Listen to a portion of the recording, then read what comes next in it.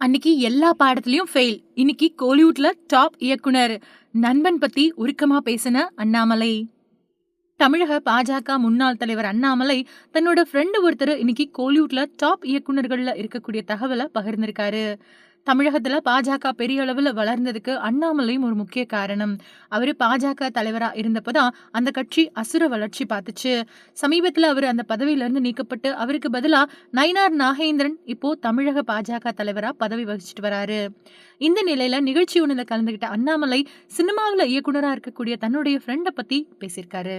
அந்த நண்பன் வேற யாரும் இல்ல. கண்ணும் கண்ணும் கொள்ளையடித்தால் அப்புறம் சிம்பு நடிக்கிற எஸ்டிஆர் 50 படத்தோட இயக்குனர் தேசிங்கு பெரியசாமி தான்.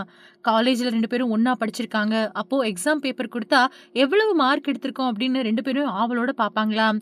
ஆனா தேசிங்கு பெரியசாமி மட்டும் அத கண்டுக்கவே மாட்டாராம். ஏன்னா அவர் எப்பவுமே கடைசி மதிப்பெண் தான் எடுப்பாராம். தேசிங்கு கல்லூரியில படிக்கிறப்பவே சினிமா மேல ரொம்பவே ஆர்வம் இருந்துச்சாம்.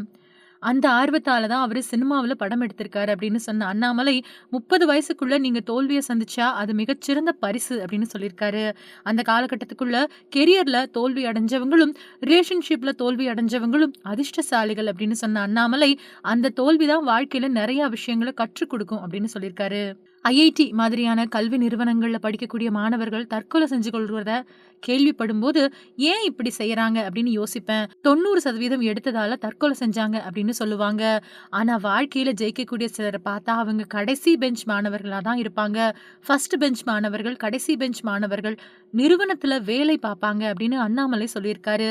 இத பார்த்த நெட்டிசன்கள் தேசிங்கு பெரியசாமியும், அண்ணாமலையும் ஒண்ணா படிச்சவங்களா அப்படின்னு ஆச்சரியத்தோட கமெண்ட் பண்ணிட்டு வராங்க.